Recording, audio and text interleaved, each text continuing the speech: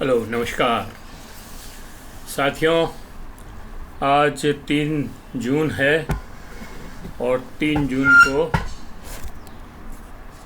हमारे समाजवादी नेता, देश के पूर्व सांसद,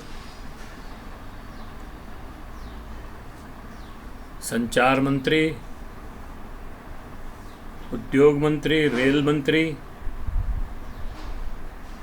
और रक्षा मंत्री रहे और एनडीए के संयोजक रहे साथी जॉर्ज फर्नांडिस का आज जन्मदिन है। साथी जॉर्ज फर्नांडिस का जन्मदिन होने के चलते आज हम बात करेंगे जॉर्ज फर्नांडिस के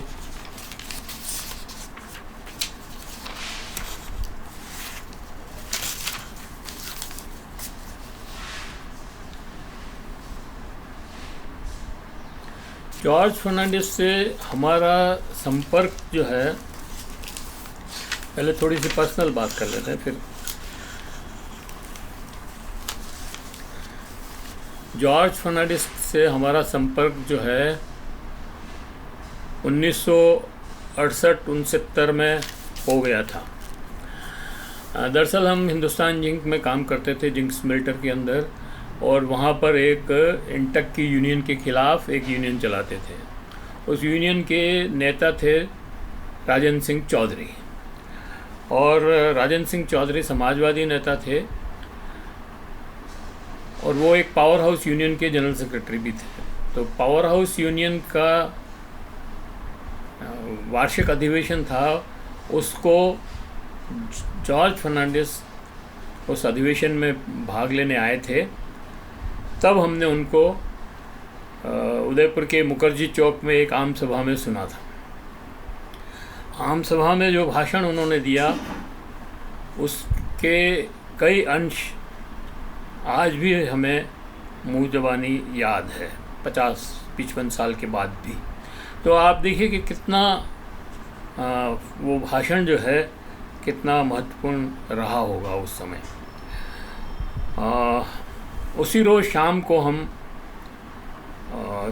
यहाँ एक तहसीन फैमिली है, उसके यहाँ हम मिले थे। रात को लगभग 12 बज गई थी जॉर्ज फर्नांडिस को आते आते, और उनसे मिलकर के हमने ये तय किया, हम सब लोगों ने, कि हमारी यूनियन, हम चाहते थे कि हमारी यूनियन के अध्यक्ष वो बन जाएं, क्योंकि हमारा जो कारखाना है वो हिंदुस्तान जिंक के अंडर में आता है। उसका मालिक जो है भारत सरकार है। तो जॉर्ज साहब ने हमारी इस अपील को कबूल कर लिया और हम उनके साथ हो गए। इस तरह से हमारे जॉर्ज साहब की दोस्ती हुई। उसके बाद लगातार जॉर्ज साहब हमारे यहाँ आते रहे, लेकिन 1974 में मेरे को तो नौकरी से निकाल दिया था, तो मैं अपने फ्रीलांस परिवार को पालने में लगा। और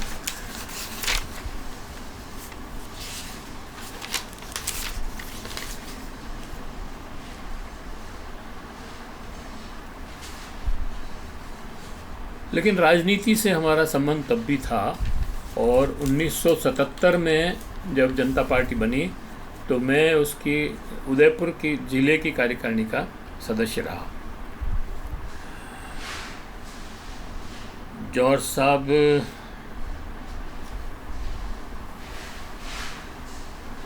उसके बाद लगातार मैं किसी न किसी जिम्मेदारी पद पर रहा। 1991 में मैंने जनता पार्टी भी जनता दल था उस समय, जनता दल भी छोड़ दिया और राजनीति से भी छोड़ दी। उसके बाद मैंने 1992 से एक समाचार पत्र पाक्षिक महावीर समता संदेश शुरू किया, जिसमें अभी भी लगे हुए हैं। तो इसके बीच में तो हमारा उसके बाद 91 और 92 से समझ लीजिए कि जॉर्ज फर्नांडिस से संबंध कोई मतलब प्रगाढ़ नहीं रहे और धीरे धीरे दूर होते गए, क्योंकि अब राजनीति में थे नहीं तो उन कोई विशेष संबंध नहीं था। लेकिन और जब वो उन्होंने समता पार्टी बनाई और जनता दल यूनाइटेड बनाया, और उसके बाद जब वो उसमें चले गए, एनडीए में चले गए, उसके बाद हमारा सोच जो है, मतलब उन्हीं का सोच था जो जिसके साथ हम चल रहे थे, उसमें काफ़ी दीवार भेद बन गया, दीवार खाई बन गई, और हमने उनकी बहुत सारी बातों को हमें अच्छा भी नहीं लगा। तो और वो शायद हमने कहीं अखबारों में लिखा भी है, तो कभी निकालेंगे तो बताएंगे कि क्या क्या लिखा था। लेकिन इस सब के बावजूद भी जब जॉर्ज फर्नांडिस के जीवन का मूल्यांकन करते हैं तो एक बात स्पष्ट रूप से लगती है कि जॉर्ज फर्नांडिस की सारी राजनीति मज़दूरों, किसानों और वंचितों के लिए थी, और उनका राजनीति का उद्देश्य उन वंचित लोगों की सेवा करना ही था। इसके अलावा उनका कोई उद्देश्य नहीं था। वो बहुत ही सरल प्रकृति के लोग थे, और मतलब जब वो रक्षा मंत्री थे और उम्र होगी 75 साल के आसपास, तब भी वो अपना काम खुद करते थे। इवन अपने कपड़े भी वो स्वयं धोते थे। तो इतने सरल और सीधे व्यक्तित्व के बारे में जब हम आज चर्चा करते हैं तो बहुत ही, और आज उनका जन्मदिन है तो उनको हम श्रद्धांजलि भी देना चाहते हैं, और उनका परिचय भी आप सब लोगों से करवाना चाहते हैं। इतनी सारी बात हमारे अपने पर्सनल लेवल पर करने के बाद 3 जून 1930 को जॉर्ज फर्नांडिस का जन्म मंगलूर में हुआ था, कर्नाटक के। और उनकी जो शिक्षा दीक्षा है, प्रारंभिक शिक्षा उनकी पास के स्कूल में ही हुई, फिर म्यूनिसिपल स्कूल में पढ़े, और बाद में वो एक क्रिश्चियन स्कूल में पढ़े। 10वीं पास करने के बाद उन्होंने कॉलेज में जाना स्वीकार नहीं किया। उनके पिताजी चाहते थे कॉलेज में पढ़ करके LLB करे और वकील बने। और वकील क्यों बनवाना चाहते थे कि उनके जो ज़मीनें थी उसमें जो पट्टे पे लोग काम करते थे, उनसे जो विवाद हो जाते थे, उन विवादों को सुलझाने के लिए उनको एक अपने घर का आदमी चाहिए था, और जॉर्ज फर्नांडिस ने उसके लिए मना कर दिया। जॉर्ज फर्नांडिस को ये बात अच्छी नहीं लगती थी कि वो मज़दूरों के विरुद्ध कोई, मतलब पट्टे पे काम करने वाला तो मज़दूर किसानों के विरुद्ध कोई बात करे, इसलिए उन्होंने मना कर दिया कि मैं वकील नहीं बनूंगा। और वो ईसाई पादरी जो बनाते हैं उस स्कूल में, उस कॉलेज में बेंगलोर में चले गए। 3 साल के करीब वहाँ पर पढ़ते पढ़ते उनको उस पादरी और उनके जो धर्म गुरु थे, धर्माचार्य कह दे, धर्म गुरु कह दे, जो भी, या उनके पढ़ाने वाले प्रोफेसर वगैरह जो थे, उनसे उनका मोह भंग हो गया और उनको उनके आचरण से घृणा हो गई। तो वो वहाँ से भाग करके बम्बई आए। बम्बई में बहुत ही कष्ट झेले उन्होंने, बहुत ही मुश्किल में रहे, और अंततः उनको, मतलब वो फुटपाथ पे सोते थे और जो मिलता वो खा लेते थे, और दिन भर नौकरी मांगने में लगाते थे। तो उन्होंने एक बार कहा, मतलब बताया कि मैं जगह जगह पूछता था, सेठ नौकरी है, और सब जगह यही होता था कि नहीं मिलती थी नौकरी। फिर टाइम्स ऑफ इंडिया में उन्होंने प्रूफ रीडिंग का काम किया। प्रूफ रीडिंग का काम करते करते ही उनका डिमेलो साहब से, जो एक मज़दूर नेता थे, समाजवादी पार्टी के अंदर थे और मज़दूर नेता थे, उनसे उनकी मुलाकात हो गई। और डिमेलो साहब ने उनको प्रस्ताव किया कि तुम मज़दूरों के साथ काम करो और यूनियनें बनाओ, तुम बहुत अच्छे बोलते हो और तुम्हारा मतलब इसमें अच्छा भविष्य है। खैर उनको तो कोई न कोई काम चाहिए था, तो उन्होंने हाँ भर ली। फिर मज़दूर आंदोलन में चले गए। मज़दूर आंदोलन में उन्होंने बहुत संगठन का काम किया। उन्होंने फेरी वालों की यूनियन बनाई, जो ये माल बेचते हैं घूम घूम करके, पटरी वाले, रेडी वाले, इनकी यूनियनें बनाई। इन्होंने मतलब टैक्सी ड्राइवरों की यूनियन बनाई, ऑटो वालों की यूनियन बनाई और म्यूनिसिपल कॉरपोरेशन की यूनियन बनाई। म्यूनिसिपल कॉरपोरेशन के 35,000 लोग उस समय कर्मचारी थे। उनकी यूनियन के एकमात्र एक छत्र नेता थे जॉर्ज फर्नांडिस, और वो उन्होंने ये इन यूनियनों के साथ साथ इन लोगों को लाभ पहुंचाने के लिए एक बैंक खोला, मज़दूर बैंक, जिसका नाम था, बाद में उन्होंने शायद मर्केंटाइल बैंक या ऐसा कुछ नाम बदल दिया था, लेकिन पहले मज़दूर बैंक के नाम था। और उस बैंक से टैक्सी ड्राइवरों को, छोटे छोटे रेडी पटरी वालों को और उनको मदद करने के लिए लोन दिया करते थे।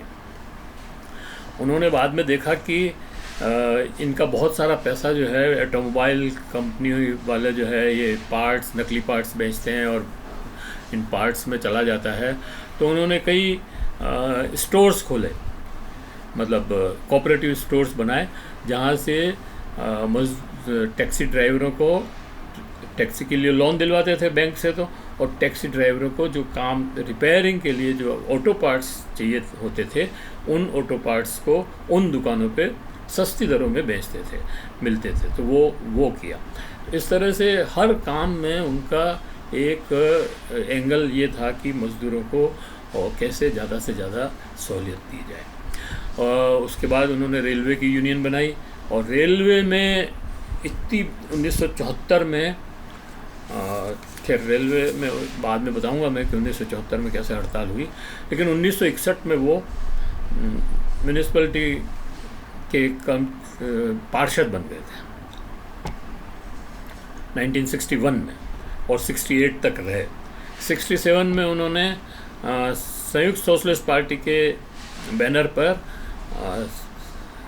पार्लियामेंट का चुनाव लड़ा, लोकसभा का, और एस.के. पाटिल जो बम्बई का दादा था, मतलब एक तरह से सबसे बड़ा नेता माना जाता था बम्बई का कांग्रेस के अंदर, और केंद्रीय मंत्री तो था ही, उसको उन्होंने बुरी तरह हराया। उस समय 42,000 वोटों से हराया। मतलब 42,000 वोट उस समय बहुत ज़्यादा होते थे, क्योंकि कॉन्स्टिट्यूंसियाँ बहुत छोटी छोटी होती थी, 5-5, 6-6 लाख की कॉन्स्टिट्यूंसियाँ होती थी, और 2-2, 3-3 लाख वोट पड़ता था, और उसमें 42,000 वोट से हराना बहुत बड़ी बात। तो 42,000 वोट से उनको हराया और संसद में पहुँचे। संसद में भी उन्होंने वही अपना मज़दूरों का और बातचीत की।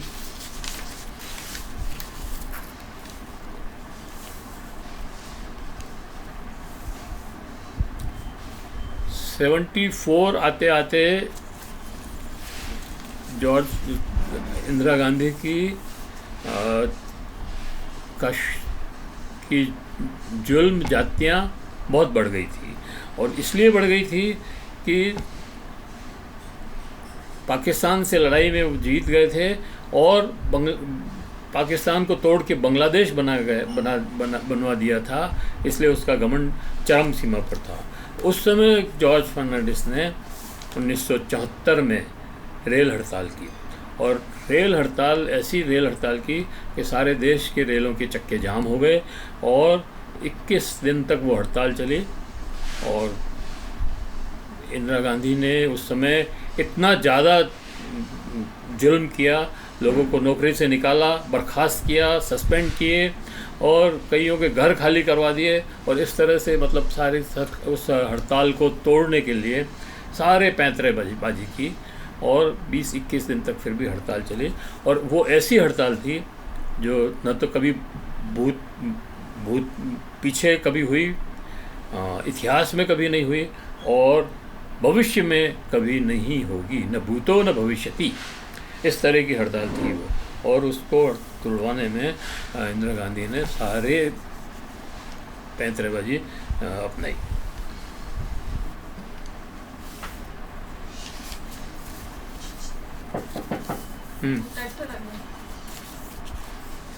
बरोबर। हाँ,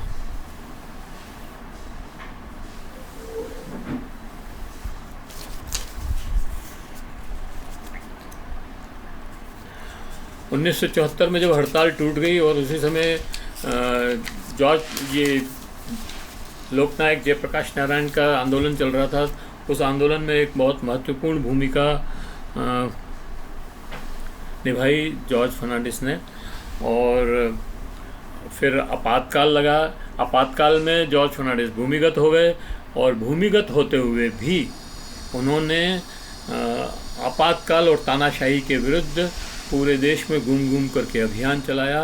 वो बंगाल, उड़ीसा, तमिलनाडु और मतलब पूरे विश्व देश में घूमते रहे और भेष बदल बदल करके कहीं पुलिस पकड़ नहीं पाई, लेकिन बंगाल में उन्हें गिरफ्तार कर लिया गया। फिर गिरफ्तार करके उनको तिहाड़ जेल में लाया गया और यहाँ पर उनको बेड़ियाँ और हथकड़ियाँ डाल करके रखा गया। यहाँ तक कि वो जब 30 हज़ारी कोर्ट में उनको लाया जाता था तो उसी बेड़ियों और हथकड़ियों में लेकर आया जाता था। उसके बाद 1977 में आपातकाल के रहते ही जब चुनाव हुए तो जॉर्ज फर्नांडिस जो है मुजफ्फरपुर से जेल में रहते हुए चुनाव लड़े और उनकी वो तस्वीर जिसमें हथकड़ियाँ और बेड़ियाँ लगी हुई है, उस तस्वीर को दिखा करके ही सारा चुनाव लड़ा गया।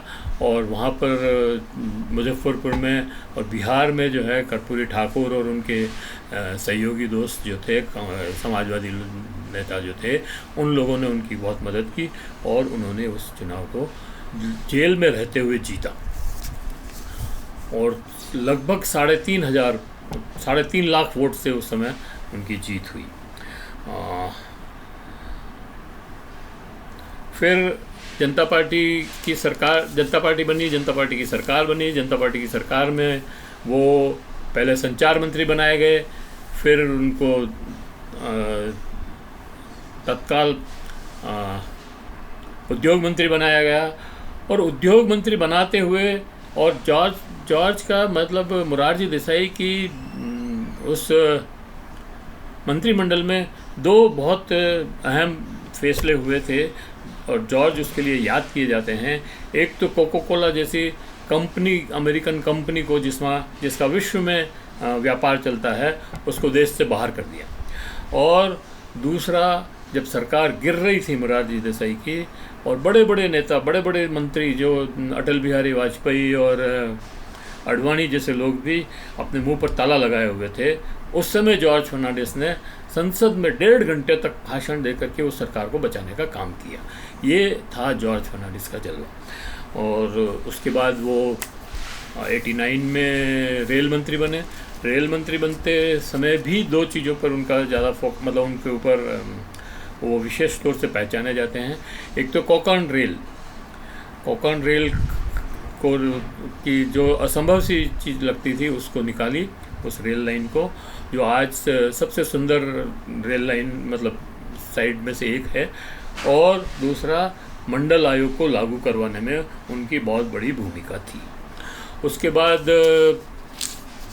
सरकार गिर गई,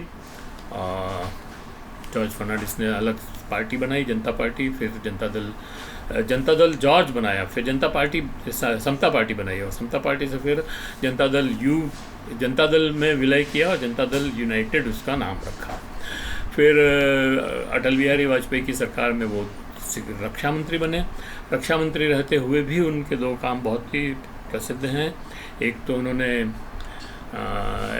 एटम बम का जो परीक्षण किया, विस्फोट किया, और दूसरा कारगिल युद्ध हुआ। दोनों में उनकी बहुत बड़ी भूमिका थी। और विशेष बात यह है कि कारगिल युद्ध के शहीदों को, इसके पहले शहीदों को ऐसे ही ढो करके ले आया जाता था, उन्होंने उनको सम्मान देने के लिए ताबूत मंगवाए, उनमें बुत में रखे, बक्सों में बंद करके लाए और अपने गंतव्य तक पहुंचाया। ये उनके बहुत बड़ा कंट्रीब्यूशन शहीदों के लिए है। तो इस तरह से मतलब हम देखते हैं कि जॉर्ज फर्नांडिस एक बहुत ही बड़ा व्यक्तित्व था। और वो जो है जॉर्ज फर्नांडिस एनडीए में संयोजक भी रहे और उस सरकार को बचाने में सबसे तालमेल बिठाने में सारे घटकों से उनका बहुत महत्वपूर्ण रोल है। तो ये सारा जॉर्ज फर्नांडिस के बारे में एक का परिचय है। संक्षिप्त परिचय इतना ही हो सकता है, वीडियो बहुत बड़ा हो गया है। हम इसको यहीं समाप्त करेंगे। एक बार फिर मैं जॉर्ज साहब को अपनी तरफ से श्रद्धांजलि देते हुए ये अपील करता हूँ, आप लोगों से अपील करता हूँ कि अगर आपने अभी तक हमारे चैनल को सब्सक्राइब नहीं किया है तो सब्सक्राइब कर लें और बेल आइकन दबाएं। ये वीडियो अच्छा लगे तो लोगों को फॉरवर्ड करें और लाइक करें। धन्यवाद।